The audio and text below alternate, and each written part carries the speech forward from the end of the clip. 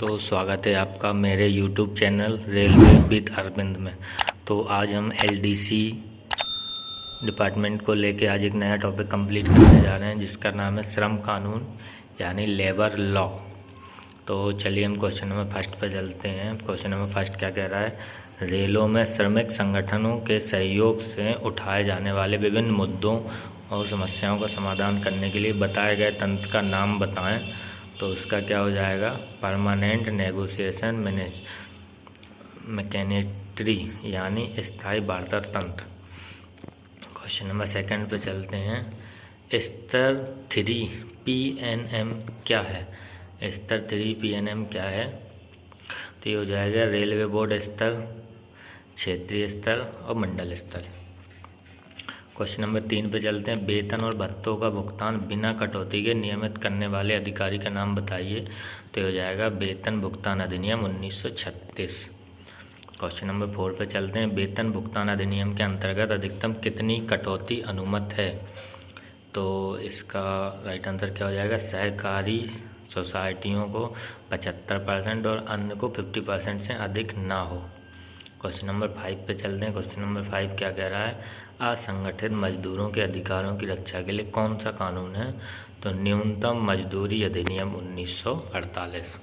Question number 4 पे चलते हैं। कर्मचारी अनुकंपा अधिनियम कब लागू हुआ? तो ये हुआ था 1/7/1924 को।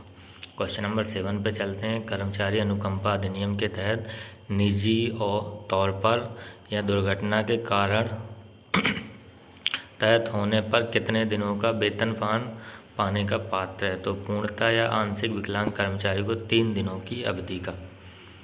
क्वेश्चन नंबर 8 पे चलते। रेल अधिनियम 1989 के कर्मचारियों अनुकंपा अधिनियम के खंड 124 के अंतर्गत अधिकतम देय राशि सीमा क्या है? तो 25 लाख रुपए। क्वेश्चन नंबर 9 पे चलते हैं। कर्मचारी अनुकंपा अधिनियम के अंतर्गत रेल कर्मचारी की मृत्यु होने पर कितनी राशि देय है?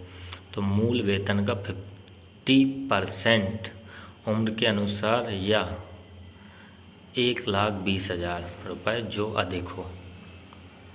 क्वेश्चन नंबर 10 पे चलते हैं। फैक्ट्री एक्ट 1948 कब लागू हुआ? तो ये हुआ है 1/4/1949 को। क्वेश्चन नंबर 11 पे चलते हैं। फैक्ट्री एक्ट लागू होने के लिए न्यूनतम कितने कर्मचारी होना आवश्यक है? तो फैक्ट्रियों के लिए 10 पावर सहित और 20 कर्मचारी पावर रहित कार्य करने वाले। क्वेश्चन नंबर 12 पर चलते हैं। फैक्ट्री में बच्चों के लिए पालन घर की व्यवस्था के लिए न्यूनतम कितनी महिला कर्मचारियों का होना आवश्यक है? तो 30 महिला कर्मचारी। क्वेश्चन नंबर 13 पर चलते हैं। रेलवे में जांच पड़ताल और निपटान संबंधी मामले निपटाने वाले नियम का नाम बताएं। तो हो जाएगा the industrial distribute act 1947। Question number 14 पे चलते हैं। ट्रेड यूनियन अधिनियम 1926 कब पास हुआ? तो ये हुआ है 1927 में। क्वेश्चन नंबर 15 पे चलते हैं। एक ट्रेड यूनियन में अधिकतम कितने लोग होते हैं? तो 7 या अधिक। क्वेश्चन नंबर 16 पे चलते हैं। रेलवे में ऑनलाइन शिकायत निपटान तंत्र का नाम क्या है? तो ये हो जाएगा निवारण।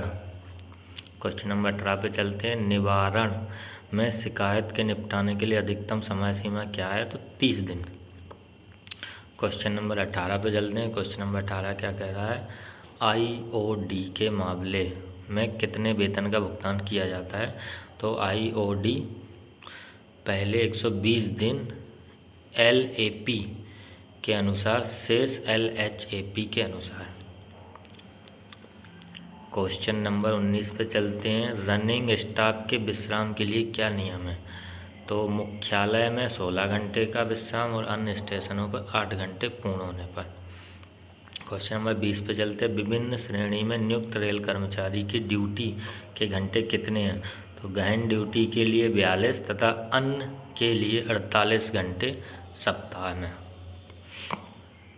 क्वेश्चन नंबर 21 पे चलते हैं। नेत्रहीन और दिव्यांग रेल कर्मचारी के लिए कितने प्रतिशत परिवहन भत्ता देय है? सामान्य दर से 2 गुना। क्वेश्चन नंबर 22 पे चलते हैं। क्या 30 दिन से अधिक शिशु देखभाल पाने के लिए महिला कर्मचारी परिवहन भत्ता पाने के लिए पात्र है? तो नहीं। क्वेश्चन नंबर 23 पे चलते हैं। हड़ताल या तालाबंदी में मूल अंतर क्या है? हड़ताल कर्मचारियों द्वारा की जाती है, जबकि तालाबंदी नियोक्ता द्वारा की जाती है। क्वेश्चन नंबर 24 पे चलते हैं। लोक उपयोगी सेवा में हड़ताल में जाने से पहले कितने दिनों का नोटिस देना चाहिए? तो 6 सप्ताह का। क्वेश्चन नंबर 25 पे चलते हैं। कर्मचारियों की छटनी संबंधी प्रावधान किस अधिनियम व नियम के में निहित है? तो औद्योगिक विवाद अधिनियम धारा 25F में। क्वेश्चन नंबर 26 पे चलते हैं। संवैधानिक कैंटीन के ईंधन व लाइट आदि की व्यवस्था करने के बाद कैंटीन को किस आधार पर चलाया जाना चाहिए? तो बिना लाभ बहाने के आधार पर। क्वेश्चन नंबर 27 पे चलते हैं। कारखाना अधिनियम के तहत कर्मचारियों के साप्ताहिक कार्य के घंटे क्या हैं? इनके कार्य के घंटे बढ़ाने में कौन सक्षम? 48 घंटे मुख्य कारखाना निरीक्षक। क्वेश्चन नंबर 28 पे चलते हैं। किन परिस्थितियों में एक कारखाने में शिशु पालनगार गृह खोलना अनिवार्य है? तो 30 महिला कर्मचारियों पर। क्वेश्चन नंबर 29 पे चलते हैं। कारखाना अधिनियम में दी जाने वाली 2 सुविधाओं के नाम बताइए। तो कारखाना अधिनियम में 2 सुविधाएं, एक तो कैंटीन व दूसरा स्नान गृह यानी वॉशरूम। क्वेश्चन नंबर 30 पे चलते हैं। कल्याण अधिकारी की नियुक्ति फैक्ट्री में कब अनिवार्य है? तो जब 500 और उससे ज़्यादा कर्मचारी नियुक्त होने पर। WCA का पूरा नाम क्या हो जाएगा? WCA का पूरा नाम हो जाएगा इसका आंसर क्लियर नहीं है। चलिए नेक्स्ट क्वेश्चन पे चलते हैं। Question number 32। अगर कोई कामगार शराब पिए होने के कारण कार्य के दौरान दुर्घटनाग्रस्त होकर मृत्यु हो जाती तो क्या उसे मुआवजा देय होगा? तो हाँ, होगा। WC एक्ट के तहत कमिश्नर की नियुक्ति केंद्र सरकार या राज्य सरकार द्वारा की जाती है। तो किसके द्वारा की जाती है? राज्य सरकार के द्वारा। क्वेश्चन नंबर 34 में किन परिस्थितियों में कर्मचारी की स्वयं की गलती से हुई दुर्घटना के बाद भी नियोक्ता प्रतिकार देय हेतु उत्तरदायी है? तो ये हो जाएगा मृत्यु पर। क्वेश्चन नंबर 35 पे चलते हैं। क्या एक कर्मचारी जो डीजल शेड में पेंटर का कार्य करते हुए सेवानिवृत्त हो जाता है तो और उसकी 4 माह पश्चात टीबी का बीमार घोषित किया जाता है तो रेलवे प्रतिकार देने हेतु बाध्य होगी? हाँ, यदि उसे बीमारी रेल कार्य के कारण हुई है। क्वेश्चन नंबर 36 पे चलते हैं। दुर्घटना यानी एक्सीडेंट की सूचना किस प्राधिकार को किन परिस्थितियों में देना अनिवार्य है? तो इसका आंसर हो जाएगा कारखाना निरीक्षक को, तथा कर्मचारी की मृत्यु हो जाने पर या दुर्घटनाग्रस्त होने के बाद कार्य करने में असमर्थ होने पर 48 घंटे के अंदर सूचित किया जाएगा। क्वेश्चन नंबर 37 पे चलते हैं। एक नैमित्तिक श्रमिक जो ड्यूटी के दौरान चोटग्रस्त होता है तथा जिसे कर्मचारी क्षतिपूर्ति अधिनियम के अधीन आधे माह का भुगतान किया गया है, क्या वह PLB पाने का हकदार होता है? तो गलत नहीं होता है। सभी श्रम अधिनियमों को लागू करवाने का किस सरकार का दायित्व है? तो केंद्र सरकार का, सेंट्रल गवर्नमेंट का। क्वेश्चन नंबर 39 पे चलते हैं। कारखाना अधिनियम 1948 के तहत रेलवे उत्पादन इकाइयों के मालिक के रूप में किसको नियुक्त किया जाता है? तो मुख्य कारखाना प्रबंधक, chief workshop manager. Question number 40 पे चलते हैं। कारखाना अधिनियम 1948 किस तिथि से प्रभावी हुआ? तो 1948 हुआ है 1/4/1949। क्वेश्चन नंबर 41 पे चलते हैं। कारखाना अधिनियम के तहत कल्याण निरीक्षक की नियुक्ति कौन करता है? तो ये करता है राज्य सरकार। क्वेश्चन नंबर 42 पे चलते हैं। कारखाना की दीवारें जिस पर सफ़ेदी हुई वहाँ कितने समय बाद पुनः सफ़ेदी की जानी चाहिए? तो 14 माह बाद। क्वेश्चन नंबर 43 पे चलते हैं। कारखाना के अंदर विभिन्न दरवाजों और खिड़कियों जिन पर रंग हुआ है उन पर पुनः कितने समय बाद रंग होना चाहिए? तो 5 वर्ष बाद। क्वेश्चन नंबर 44 पे चलते हैं। कारखाना में पीने का पानी की जगह शौचालय आदि से कम कितनी दूरी पर होना चाहिए? तो 6 मीटर की दूरी पे। Question number 45। कारखाने में कितने मजदूर कार्यरत होने पर कैंटीन और गर्मियों में ठंडे पानी की व्यवस्था की जानी चाहिए? तो 250 यानी 250। क्वेश्चन नंबर 46 पे चलते हैं। कारखाना में काम करने वाले कम से कम कितने मजदूर पर फर्स्ट एड बॉक्स होना चाहिए? तो 150 मजदूर यानी 150। क्वेश्चन नंबर 47 पे चलते हैं। किसी कारखाने में कार्यरत मजदूर को कितनी संख्या होने पर एम्बुलेंस रूम होना चाहिए? तो 500। क्वेश्चन नंबर 48 पर चलते हैं। किसी कारखाने में कार्यरत मजदूरों की कितनी संख्या होने पर वेलफेयर ऑफिसर का होना चाहिए? तो 500 पर। कारखाना अधिनियम के तहत प्रति सप्ताह काम के घंटे क्या हैं? तो 48 घंटे। क्वेश्चन नंबर 50 पे चलते हैं। कारखाना अधिनियम के तहत प्रतिदिन काम के घंटे क्या होने चाहिए? तो 9 घंटे। क्वेश्चन नंबर 51 पे चलते हैं। कारखाना अधिनियम के तहत एक समय में बिना विश्राम के कितने समय तक काम किया जा सकता है? तो 5 घंटे से अधिक नहीं किया जा सकता। क्वेश्चन नंबर 52 पे चलते हैं। कारखाना अधिनियम के तहत निर्धारित घंटों से अधिक कार्य करने पर किस दर से ओवरटाइम का भुगतान किया जाता है? तो साधारण मजदूरी का 2 गुना। कारखाना अधिनियम के तहत महिलाओं को किस अवधि के दौरान काम पर नहीं लगाया जा सकता? तो रात के 7 बजे से सुबह के 6 बजे तक। कारखाना अधिनियम के तहत दिए गए प्रावधानों का पालन न करने पर जिम्मेवार व्यक्ति को कितनी सजा दी जा सकती है? तो 2 लाख रुपए की जेल या 3 लाख रुपए का 2 साल की जेल या 3 लाख रुपए का जुर्माना या दोनों। क्वेश्चन नंबर 55 पे चलते हैं। क्या औद्योगिक विवाद अधिनियम अधिकारियों पर भी लागू होता है? तो गलत नहीं होता है। क्वेश्चन नंबर 56 पे चलते हैं। औद्योगिक विवाद अधिनियम के तहत वॉल रिटायरमेंट क्या छटनी रिटायरमेंट की श्रेणी में आता है? तो नहीं आता है, गलत। क्वेश्चन नंबर 57 पे चलते हैं। क्या किसी नियोक्ता द्वारा 45 दिन की वेतन अवधि बेज पीरियड निर्धारित किया जा सकता है? तो नहीं, यानी गलत है। 30 दिन से अधिक वेतन अवधि नहीं होगी। कर्मचारी के वेतन से वेतन भुगतान अधिनियम के तहत की जा सकने वाली अनिवार्य कटौती बताइए। पीएफ एवं जीआईएस और इनकम टैक्स और पी टैक्स। क्वेश्चन नंबर 59 पे चलते हैं। पीडब्ल्यू एक्ट के तहत क्या लिपिक वर्गीय कर्मचारी पर जुर्माना किया जा सकता है? तो नहीं। क्वेश्चन नंबर 60 पे चलते हैं। कोऑपरेटिव सोसाइटी की भी रिकवरी करने की अवस्था में एक समय में कर्मचारी वेतन से अधिकतम कितनी कटौती की जा सकती है? तो 75%।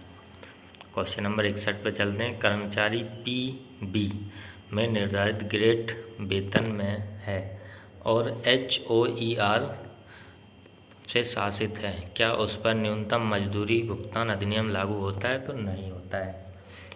क्वेश्चन नंबर 62 पे चलते हैं। ट्रेड यूनियन कानून का सही वर्ष चुनिए। तो 1926। क्वेश्चन नंबर 64 पे चलते हैं। मजदूरी भुगतान अधिनियम का सही वर्ष चुनिए। तो 1947। क्वेश्चन नंबर 65 पे चलते हैं। कारखाना अधिनियम कब लागू हुआ? तो 1948। न्यूनतम मजदूरी भुगतान कानून कब लागू हुआ? तो 1948। क्वेश्चन नंबर 67 पे चलते हैं। महिला श्रमिकों के लिए मातृत्व लाभ अधिनियम के तहत मातृत्व अवकाश प्राप्त करने का अधिकतम अवधि कितनी हो जाएगी? तो 26 सप्ताह। क्वेश्चन नंबर 68 पे चलते हैं। मातृत्व लाभ अधिनियम 1961 में कौन से खंड में प्रावधान है कि कोई भी नियोक्ता जानबूझकर किसी महिला को उसके प्रसव के दिन, अकाल प्रसव, गर्भावस्था के चिकित्सा समापन, गर्भपात के बाद भी किसी भी प्रतिष्ठान में 6 सप्ताह के बाद किसी भी नौकरी में नहीं रखेगा? तो ये जाएगा खंड 4 में। क्वेश्चन नंबर 68 पे चलते हैं। मातृत्व लाभ अधिनियम के प्रावधान के अनुसार महिला कर्मचारी को उसकी अपेक्षित डिलीवरी की तारीख से पहले किस प्रकार का काम नहीं दिया जाएगा? तो ये सभी, यानी लंबी अवधि के लिए खड़े रहकर काम करना, काम जो उसकी गर्भावस्था हस्तक्षेप करने की संभावना हो, उसके गर्भपात का कारण बने, ऐसे कार्य कोई भी कार्य नहीं कराए जाएंगे। क्वेश्चन नंबर 69 पर चलते हैं। मातृत्व लाभ अधिनियम 1961 के अनुसार बच्चों का पालन करने के लिए निर्धारित अवधि के 2 ब्रेक के अधिकार के लिए बच्चों की उम्र क्या होनी चाहिए? तो 15 माह। क्वेश्चन नंबर 70 पे चलते हैं। मातृत्व लाभ अधिनियम 1961 के उल्लंघन के लिए निर्धारित अधिकतम कारावास क्या है? तो 1 साल। क्वेश्चन नंबर 71 पे चलते हैं। न्यूनतम मजदूरी अधिनियम का कौन सा खंड न्यूनतम समय दर से निर्धारित करता है? तो खंड 3 के 2 से। क्वेश्चन नंबर 72 पे चलते हैं। फैक्ट्री अधिनियम की धारा कौन से खंड में कारखानों में परिभाषित की गई है? तो सॉरी दोस्तों, इसका आंसर क्लियर नहीं है अभी। इसका आंसर हो जाएगा section 2, B option. Question number 73 पे चलते हैं। अनुबंध श्रम अधिनियम 1970 की किस भाग में कैंटीन की आवश्यकता सूचीबद्ध है? खंड 16 में।